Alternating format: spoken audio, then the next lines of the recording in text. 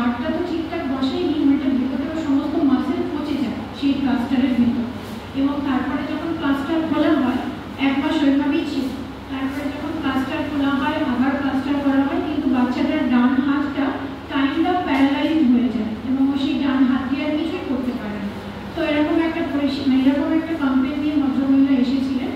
আমরা সেই কমপ্লেনটা নিয়েছিলাম, কিন্তু আমাদের রিজিওনাল অফিস থেকে সেই কমপ্লেনটা সলভ হয়নি। যেহেতু এটা মেডিকেল নেগলিজেন্সি কেস ছিল, আমরা এটা কনজিউমার ফোরামে পাঠাই। রিজিওনাল অফিস আর ফোরামের ডিফারেন্স কি আমি বলছি। আমরা কনজিউমার ফোরামে পাঠাই এবং সেখান থেকে প্রায় অনেক টাকা, মানে লাখ টাকার কম্পেনসেশন পেয়েছেন। তো এই যে ঘটনাটা তোমাদেরকে বলছি, এটা এই কারণেই বলা যে ভদ্রমহিলা পয়সা দিয়ে মেডিকেল সার্ভিস কিনেছিলেন, হেলথ সার্ভিস কিনেছিলেন, কিন্তু সেখানে নেগলিজেন্সির জন্য তিনি প্রপার সার্ভিস তো পাননি, উল্টে তার অনেক ক্ষতি হয়ে যায়। সেই কারণে তাকে ক্ষতিপূরণও দেওয়া হয় বা তাকে দিতে হয়েছে। যাদের বিরুদ্ধে কমপ্লেন করেছিলেন তারা ক্ষতিপূরণ দিয়েছে। আর একটা উদাহরণ নিই, গোসাবার নাম তোমরা সবাই শুনেছো নিশ্চয়। তো গোসাবা পোস্ট অফিসের বিরুদ্ধে আমাদের কাছে প্রথম একটা কমপ্লেন আসে প্রায় 1.5 বছর আগে। এবং সেই ভীষণ বয়স্ক একজন মানুষ, তিনি এসে বলেন যে তার পোস্ট অফিসে প্রায় 5 লাখ টাকা মতো ছিল। যখন হাতে লেখা খাতা থেকে কম্পিউটারাইজ করা হচ্ছে সব কিছু, সেই সময় যিনি পোস্টমাস্টার ছিলেন তিনি সেই জিনিসটা তোলেন, যার জন্য সেই টাকাটা তার পুরো গায়েব হয়ে যায়। কে নিয়েছে, কীভাবে নিয়েছে সেটা তো রিভিল করা সম্ভব না। তো ভদ্রলোক এসে খুবই বয়স্ক মানুষ, তার হয়তো সারা জীবনের সঞ্চয় তিনি জমিয়েছিলেন, কিন্তু এখন আর তিনি টাকাটা দেখতে পাচ্ছেন না, কারণ কম্পিউটারাইজ যে ই বুক সেখানে সেই টাকার কোনো প্রায় পাওয়া যাচ্ছে না। কিন্তু হাতে লেখা যে খাতাটা যেটা ওনার কাছে ছিল সেখানে একটা ডেটা পাওয়া গেছে।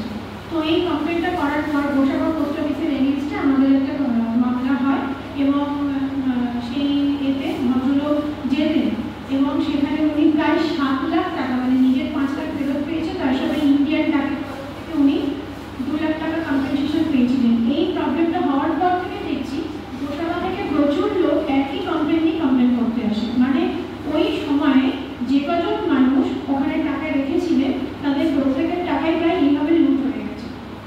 তো এই বিভিন্ন ব্যাপার বা এলআইসি থেকে যিনি এসেছেন ওনারা নিশ্চয়ই বলবেন তোমাদেরকে ইন্স্যুরেন্সের বিষয়ে যদি কোনো কমপ্লেন থেকে থাকে। সেই কমপ্লেনগুলো আমাদের কনজিউমার অ্যাফেয়ার্সের মধ্যে আসে, তোমরা আমাদের অফিসে কমপ্লেন করতে পারো। আর একটা উদাহরণ দেব, উদাহরণটা খুবই হাস্যকর, তোমাদের হয়তো মজা লাগবে, একটু মজার উদাহরণ। আমার তখন দুর্গাপুরে পোস্টিং ছিল, পশ্চিম বর্ধমানে। তো তোমরা নিশ্চয়ই বইতে পড়েছ যে দুর্গাপুর, আসানসোল, রানীগঞ্জ এই এরিয়াগুলো কলিয়ারি এরিয়া, এখানে গ্রীষ্মকালে ভীষণ গরম থাকে। তো আমার একবার দুয়ারে সরকারি ডিগ্রি পড়েছে, তো একজন ভদ্রমহিলা এসেছেন, ওনার 10 আঙুলে পারলেন্টি 15টা আংটি পড়েছেন, ঠিক আছে।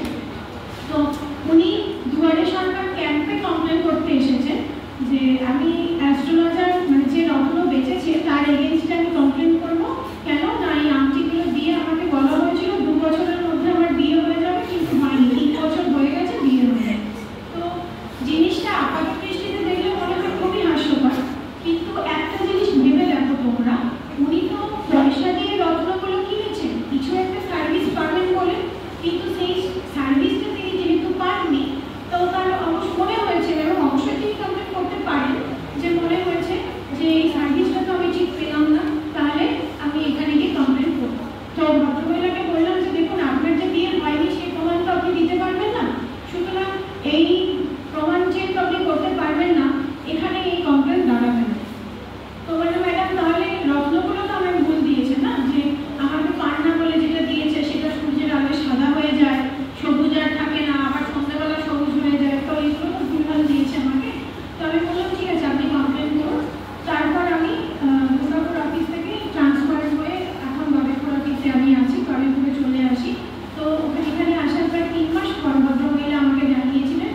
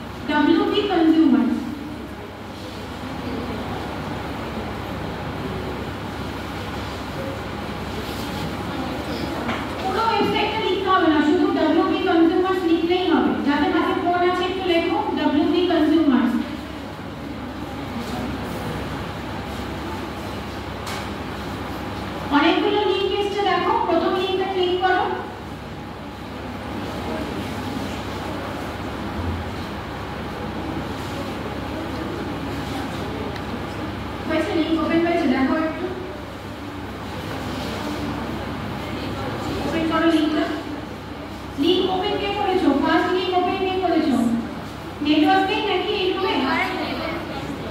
নেটওয়ার্কের প্রবলেম হচ্ছে। আচ্ছা আমি একটু আমার ফোনটা রেখে এসেছি।